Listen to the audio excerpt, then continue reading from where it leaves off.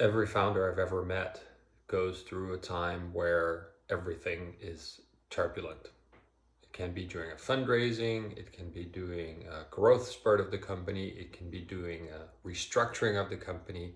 Whatever happens, life around you is like a constant tornado of things that you have to deal with and duck and handle.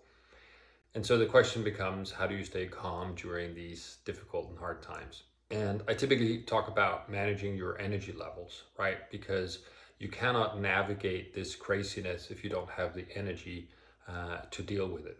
So, first things first, it starts with having good habits around simple things like sleep, healthy diet, and exercise, right?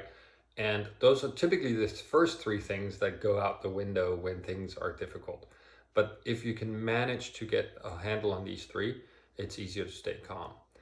So, what do? You have a schedule. You have a fairly strict sleeping schedule that, come hell or high water, you go to bed at the same time and you get up at the same time. And if you find yourself awake during the night, you just tell yourself it's all right and you keep in bed. You stay there, you do not look at your phone, which by the way is not in your bedroom, and you try to get as much rest as possible, even if you're lying and you're awake. The second thing is diet. It can be hard to make smart choices if you have to make a choice every single time you're faced with a menu or an airport kiosk with candy. So, telling yourself a couple of simple rules. For example, I will only eat apples as a snack, or I only drink water, or I only eat vegetables, let's say. So finding something where you simply limit yourself to one choice, and you'll be like, oh, I can't do that. That's going to get boring, the length and stuff. And that's true, but trust me, you will fail, you will skip. But if you come back to this rule, that will help you. And the third one is exercise.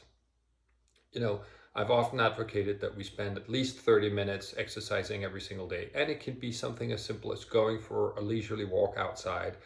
It can also be doing push ups in the morning or sit ups or taking a yoga class every day. Whatever your sport is, doing something every single day is important. So, similar to the diet, it's telling yourself, well, every single day I have to move for at least 30 minutes, no matter what happens. Doing those three things allows you to have a stable base upon which you can manage the craziness and remain calm. And then the last and final point is something that I talk a lot about, which is meditation. Practicing to being still with yourself when times are good and when times are bad will help you to remain calm when you're faced with whatever it is that is coming your way. Meditation can be a couple of minutes standing in line at the supermarket. It can be 10 minutes sitting at home listening to a guided meditation. It could be lying in your bed before you go to sleep. It doesn't have to happen in a certain space at a certain time with a certain length. The important thing is that you get that mental space to just calm your heart rate, try to let the thoughts pass through your mind, and spend some time with yourself in silence or in a guided meditation. So those were four things, actually, not just three, that I speak to a lot of my clients about when they're facing difficult times.